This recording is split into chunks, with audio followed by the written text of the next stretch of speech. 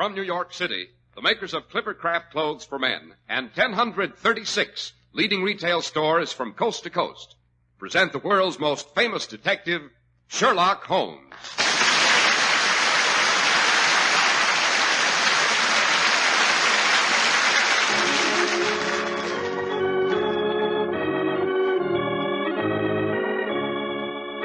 Tonight's story, The Adventure of the Empty House. Well, here we are as usual in Dr. Watson's hospitable study, all ready and waiting for our weekly treat. What's it to be tonight, Dr. Watson? Well, tonight I think I'll tell you how Holmes made an unexpected and I may say dramatic return after many years' absence. Yes, it was so dramatic I came dash close to fainting. Well. But before we go into that, suppose you tell us about a happy surprise that's in store for the chaps who buy their first Clippercraft clothes. A surprise that won't shock their pocketbooks. How right you are, Dr. Watson. New spring Clippercraft clothes are arriving constantly at fine stores everywhere. That's an important announcement for men who have always worn Clippercraft, and for those who will wear them for the first time this spring, because Clippercraft values are even more sensational today than ever before. And that's saying plenty. The Clippercraft plan concentrates the buying power of 1,036 of the nation's finest stores from coast to coast, making possible steady year-round operation, resulting in tremendous savings in manufacturing and distribution costs, and putting those savings, even in the face of today's high prices, where they belong, in your pocket. And don't forget that your Clippercraft dealer is a friendly local independent store, a store you can trust. Handsome new Clippercraft suits are only $40 and $45. Top coats in fine coverts and worsted gabardine are only $40 and $45. Sport jackets but $26.50, and superb tropicals but $33.75 to $40. Compare Clippercraft with clothes selling for many dollars more.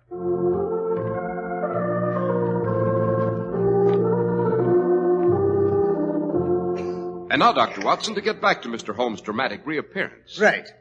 You know, I've always said it's a good thing to absent yourself from time to time. Makes people appreciate you when you come back. That's what Holmes said the time he was missing for 3 years. 3 years? That's a pretty long lapse of time. Yes, it was rather. Everyone thought he was dead. What a horrible time that was. I couldn't bear to live in our old lodgings in Baker Street. Associations and everything. Yes. It's funny how sentimental we all are underneath. I'd taken up my quarters in a more fashionable part of town and resumed my medical practice. It was after Holmes had succeeded in driving Professor Moriarty out of England. We all believed Holmes had sacrificed his life to rid society of that evil spirit. That sounds terrifically exciting, Doctor. Won't you tell us how Holmes managed to put a finish to Moriarty? What? Kill off Professor Moriarty before I've told you the rest of our adventures with him? Well, I should say not. Never catch me throwing away good material, but let's get down to cases. Fair enough.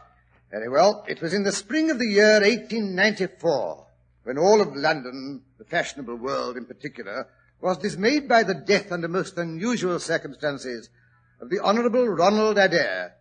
That likeable young gentleman was the second son of the Earl of Maynooth. He lived, together with his mother, the Countess of Maynooth, and his sister Hilda, at 427 Park Lane. The youth moved in the best society, but was very fond of cards, played continually. Aha, piling up gambling debts he couldn't pay. Well, as a matter of fact, it came out in evidence that he had actually won as much as £420 in one sitting at his club the week previous, from Godfrey Miller and Lord Balmoral, I believe it was. His partner was a certain Colonel Moran. But then he must have been well ahead of the game. Oh, quite. And yet it was to this easygoing, likeable, I might even say lucky young aristocrat that death came in a most strange and unexpected form on the night of the March the 30th. He returned from his club shortly after 10, his mother and sister having gone to the opera. The butler, Peter, swore that he heard him enter the front room on the second floor, generally used as his sitting room. The night being chilly, he had lit a fire, and as it showed a tendency to smoke, one of the front windows had been opened about 4 inches. Nothing further was heard from this sitting room until 11:30, the hour of the return of Lady Maynooth and her daughter. Peters testified that her ladyship seemed rather agitated.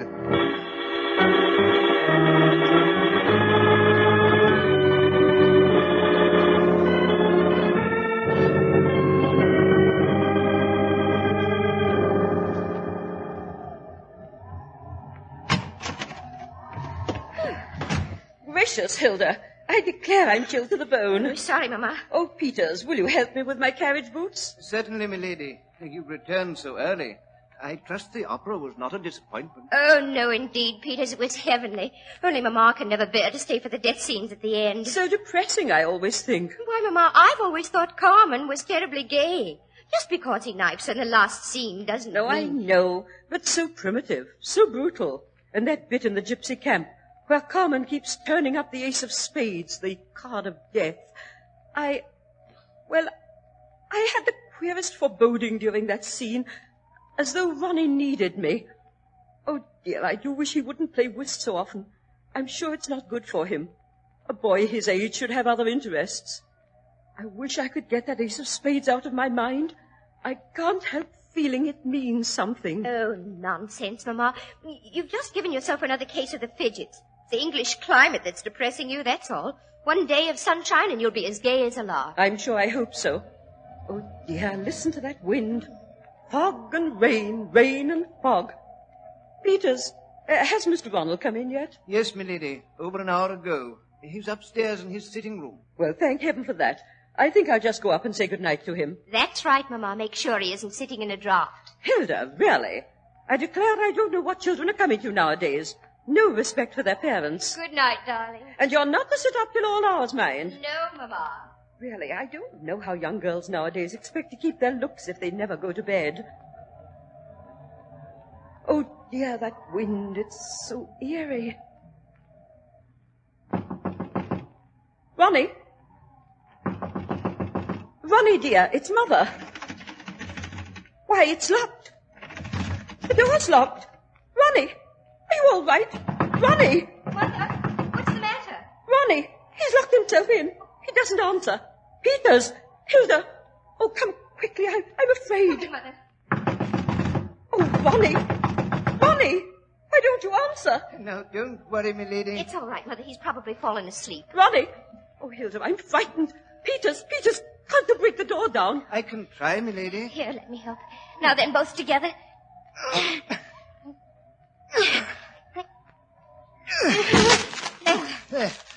There he is, milady. Fallen asleep at the desk. But he looked so strange. Cards scattered everywhere, and look there. The ace of spades. There's blood on it. Blood dripping onto the carpet. Ronnie! Oh. Peters, quick, help me. She's fainted. Oh, dear. Here, put her on the couch. No, poor Lady Maynooth. Oh, dear, Mother. Shall I call the doctor, miss? Oh, never mind, Mother. It's Ronnie we have to worry about. Maybe it's not too late. Oh, Ronnie. Oh, his head. How horrible. Shot with a soft bullet. Better not look, miss. It's not nice. Oh, Ronnie, darling, why did you do it? He didn't, miss. Oh, but Peters, he must have. The door was locked on the inside. It's not suicide, Miss Hilda. It's murder. Mr. Ronnie couldn't have done it. There's no weapon anywhere in the room.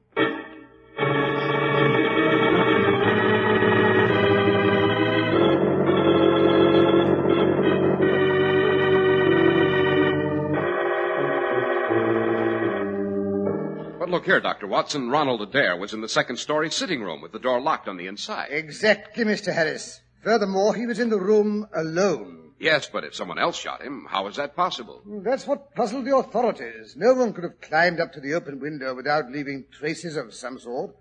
The outside wall was perfectly smooth, no ivy, no water pipes. Furthermore, there was a drop of over 20 feet from the window to the ground. Well, then the murderer couldn't have been in the room with young Adair. He must have shot at him from the street below. Remember, the window was open only 4 inches, and the glass was not shattered. That would be a pretty remarkable shot, Doctor. Furthermore, Park Lane is not an unfrequented thoroughfare, and there is a cab stand within 50 yards of the house, and yet no one heard a shot. Nice little problem. Yes, exactly. Scotland Yard was at its wits' end. Our old friend, Inspector Lestrade, even went so far as to consult me in the matter, knowing how familiar I was with Holmes' methods of deduction. And so I promised to have a look at the facade of Lady Maynooth's house in Park Lane to see if anything suggested itself to me. And did it? Now, Mr. Harris, you're anticipating again. I'm sorry. Well, so it was. But around 6 o'clock that evening, I found myself at the Oxford Street end of Park Lane. A heterogeneous collection of loafers on the pavement, all staring up at a particular window, directed me to the house I had come to see.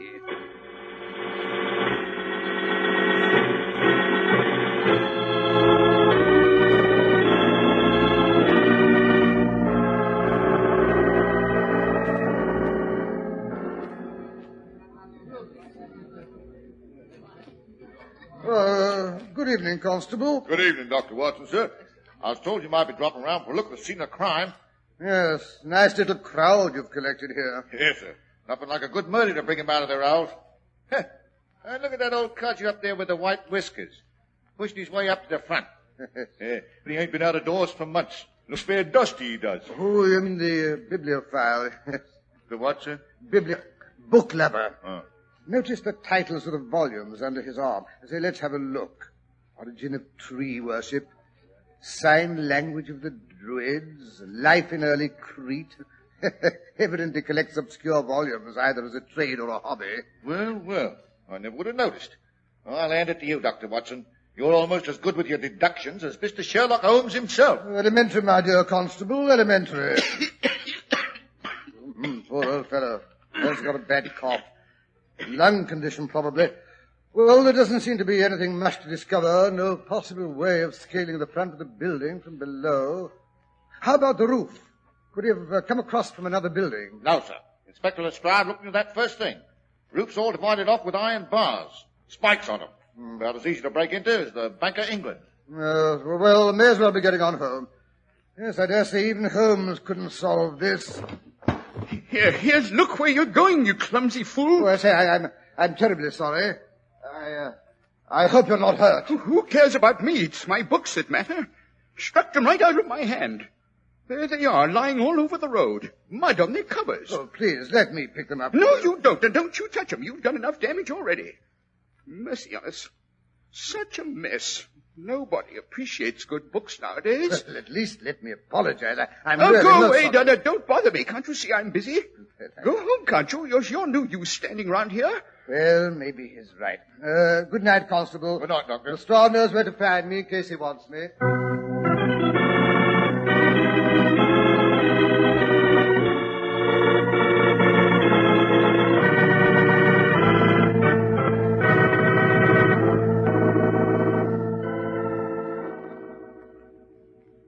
Any calls while I was out, Rosie? No, sir. Oh, good. Maybe my luck is in tonight. It was about time I had a peaceful evening at home. Oh, I spoke too soon. See what it is this time, Rosie. Croup or measles? Yes, sir, right away. No more privacy than a Siamese twin. Dr. Codcall his soul his own. And as for ever Oh, yes, Rosie, who is it, and what does he think he has? It ain't a patient, sir. No? What then? I don't rightly know, sir. He's an old fellow with white whiskers, like a billy goat. Said to tell you it was your bibliophile calling. My what? Oh, the bibliophile. You're surprised to see me so soon, eh? Well, how do you do? Come in. Thank you. That's all, Rosie. Oh, yes, sir. Please sit down. I hope you're recovered from the bump I gave you. Well, that's what I came to see you about, Dr. Watson. Oh, yes? I've got a conscience, sir, and when I chanced to see you come into this house, I came hobbling after you because I said to myself, I'll just step in and see that kind gentleman and tell him I'm sorry I was a bit gruff a while back and no harm meant. And I'm much obliged for offering to pick up my books. Oh, not at all. Maybe you collect books yourself? Well, no, I can't say that I do. Never too late to learn. Now, here's a copy of British Birds, and here's a very fine Catullus. Yes, but... Or perhaps this Holy War would be more in your line. Well, really, I don't think... A bargain, every one of them. With 5 volumes, you could just fill that gap on the second shelf. So untidy, my dear Watson, quite unlike your old self. Holmes! Obviously. I wondered how long it'd take you to penetrate my disguise. You're not dead. Your reasoning, my dear Watson, as usual, is faultless. Well, for heaven's sake... Easy, Watson, easy. My dear Holmes, I think I'll sit down. It's a very good idea. I'd better have a nip of this brandy. Yes, could do with a brace, sir. Am I... My dear Watson, 1,000 apologies. I had no idea you'd be so affected. Well, I'm not made of chilled steel like you, Holmes. Where's my brandy? Here you are. That's better. So it's really you standing here in my study. Well, thank heaven, why, you old reprobate, you. How in heaven's name did you ever come back alive out of that dreadful chasm where Professor Moriarty met his death? It's quite simple. I was never there. Yes, but good heavens, Holmes, it's been 3 years. You let us believe you were dead all that time. Now, was that nice, I ask you? Not nice, Watson, but necessary. You see, Moriarty's gang was still to be dealt with. I was much safer if they believed I'd met my death at the same time as their illustrious leader. For 3 years, I've been living in disguise, tracking the members of that foul brotherhood to the ends of the earth. And now I'm happy to say there's only one left to be dealt with. But look here, Holmes, why didn't you let me know who you were when I bumped into you in Park Lane just now? Because, my dear Watson, you were being watched by the man I'm after. The last of Moriarty's gang. Good heavens, who is he? Someone you doubtless know, Watson. You may have even played whist with him on numerous occasions. And lost. Most people lose when they play with the tiger, as Moriarty used to call him. A clever man, Watson. Very clever. He not only suspects that I'm alive, he even guesses I've returned to London. Good Lord. Yes, but I mean to take advantage of this cleverness. I've set a trap for him. I expect to catch my tiger tonight. Tonight? Exactly. I, don't suppose you'd care to come along? You just try to prevent me, that's all I have to say. Just wait till I get my hat and stick. I think you'll find your old army revolver a little more appropriate, Watson.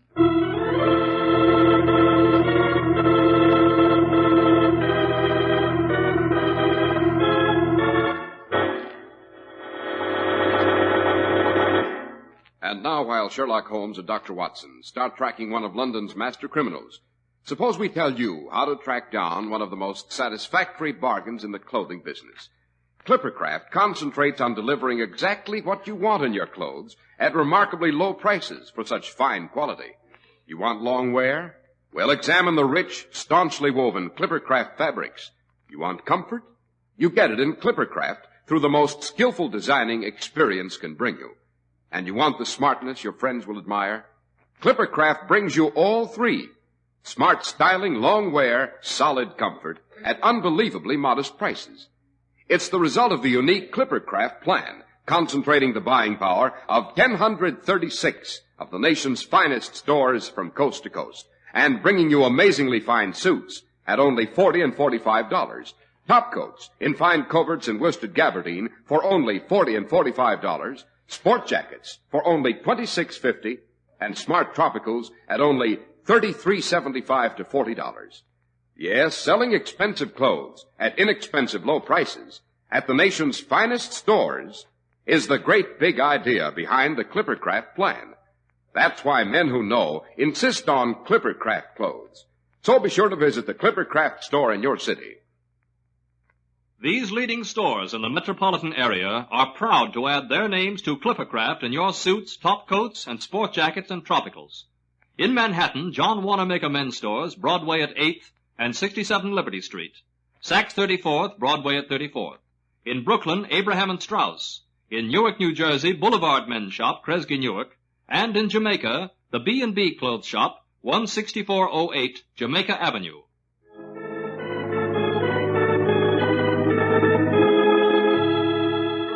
Now back to Holmes and Watson.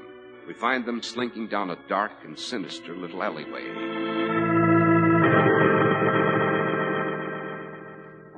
I say, Holmes, do we have to do all this pussyfooting down dark mews and through smelly stables? Absolutely, my dear Watson. It's essential that we should not be followed at this stage of the game. Yes, we've passed Manchester Street and Blandford Street. Here, down this narrow passage. Good Lord. It's as dark as the black hole of Calcutta. Here, scale this fence. Scale the fence? Now, don't tell me you've let yourself get out of condition during my absence. Certainly not, only, do you think it's quite dignified? Probably not, but who'll ever know? Up with you. All right.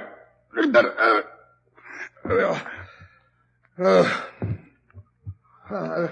I've ruined the knees of my trousers. Oh, stop burbling, Watson, and come along. We've got to get into this house. Yes, but look here. It's an empty house. Quite. That's why I selected it. Now, where did I put that key? Well, don't tell me you're not going to pick the lock. Holmes, you're losing your grip. Quiet.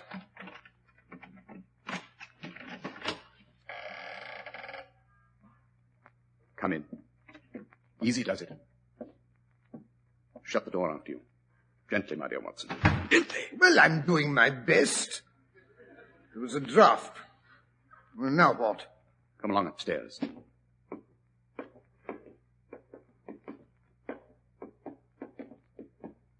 We should get a good view from the windows of the upper front room.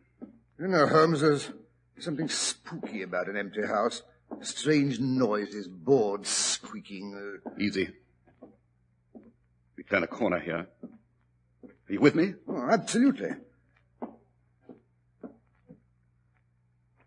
This is the room. Excellent. The light from the street lamps, all the illumination we shall need. Look here, Holmes. There's something familiar about this street out there. Why, of course, it's Baker Street. Exactly. We're in Camden House, which stands opposite our old quarters. Jove, no wonder it looked familiar. But why station ourselves here? Because it commands an excellent view of our historic dwelling. Might I trouble you, my dear Watson, to draw a little nearer to the window, taking every precaution not to show yourself. All right. And then look up at our old rooms. We'll see if 3 years of absence have entirely taken away my power to surprise you. Well, the windows of our sitting room are lighted. I see there's a man sitting in front of one. Well, look here, it's you. Well, that is, at least it's your silhouette. It's a bust of me, to be exact. Anything else of interest in Baker Street? Let's see. There's two disreputable-looking fellows leaning against a lamp-post. Excellent, Watson. I expected them. Holmes, good heavens, your head. I mean the dummy. It moved. Of course, our old friend Mrs. Hudson has orders to move it from below from time to time. Listen, what was that? Sounded like a door closing. Yes. I felt a draft. By all that's holy, he's going to operate from inside this building. I expected he'd work from the street as he did before. Quick, Watson, we've got to get out of here. He'll probably want this window. You mean whoever we're after, he's coming in here? Of course. Quick, Watson, enter the next room. Here. Stand in the shadow where we can watch him without being seen. I hear footsteps. He's coming. Quiet if you value your life. Standing in the doorway. His face is in the shadow of his hat. Great Scott, his eyes blaze in the dark like a cat's. Like a tiger's, Watson. He's crossing to the window.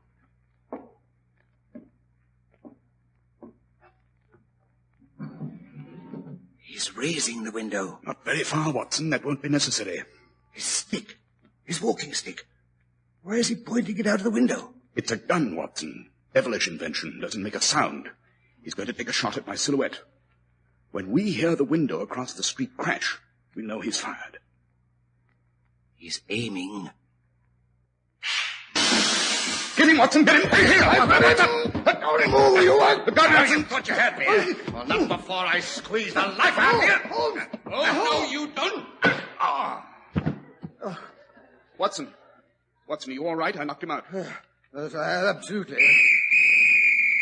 What's that for? Those two men from Scotland Yard down in the street leaning against the lamppost. I must say I thought our friend here would do his dirty work outside so they could deal with him firsthand. Here come the regulars.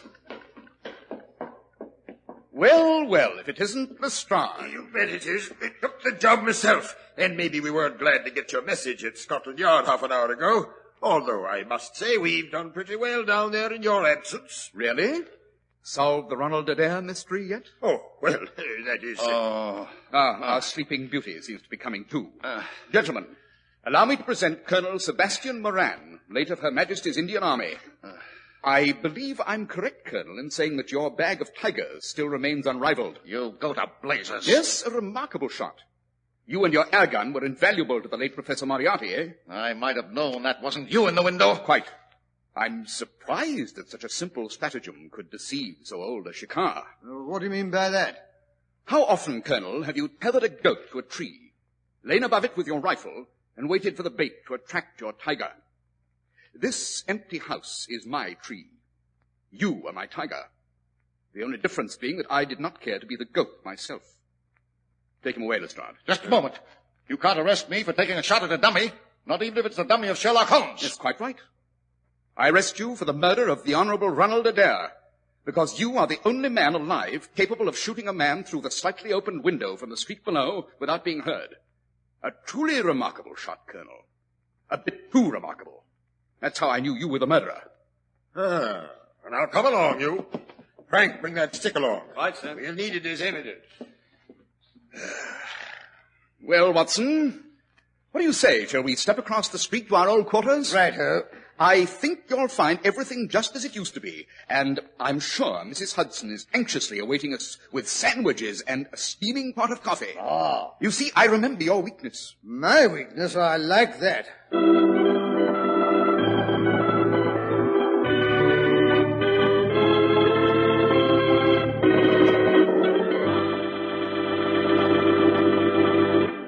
And that, Mr. Harris, is the story of how I went to live in Baker Street again and started another series of incredible and amazing adventures, which I shall tell you about, if it won't bore you. Well, what do you think, Dr. Watson? You know, there's just one thing I don't understand about tonight's story, though. Why did Colonel Moran kill Ronald Adair? Because Adair had discovered Moran was cheating at cards and threatened to expose him. You remember that I said Adair had won £400 at whist the week before with Moran as his partner. Yes. That amount made Adair suspicious. He discovered the cards were marked. The very cards, by the way, which were found beside the dead body. He was examining them again to be sure he'd made no mistake. That's why the door was locked on the inside. He didn't want anyone to interrupt him. I see. Well, what about next week's story, Dr. Watson? Let me think. Next week, suppose I tell you about a rather curious dinner that Holmes and I attended in order to see if we could discover if a world-famous violinist was trying to poison his wife. Did you succeed? In a way, yes. Of course, there was a death, and I'll tell you all about it next week.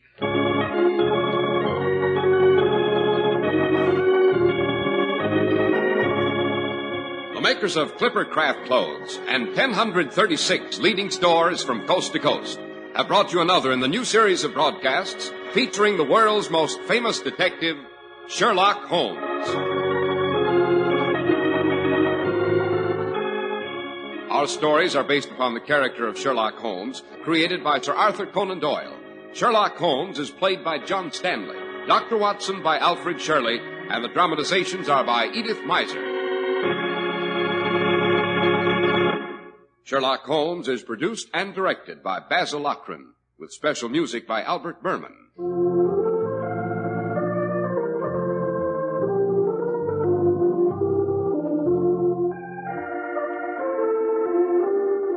If you don't know your Clippercraft dealer, write Clippercraft, 200 Fifth Avenue, New York City.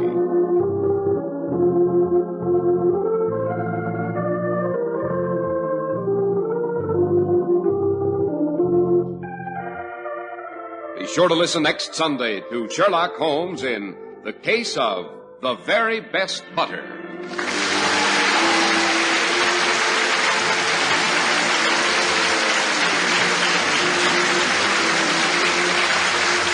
This is Cy Harris speaking for Clippercraft Clothes. This is the Mutual Broadcasting System. Following station identification, you'll hear Melvin Elliott with a 15-minute summary of the latest news.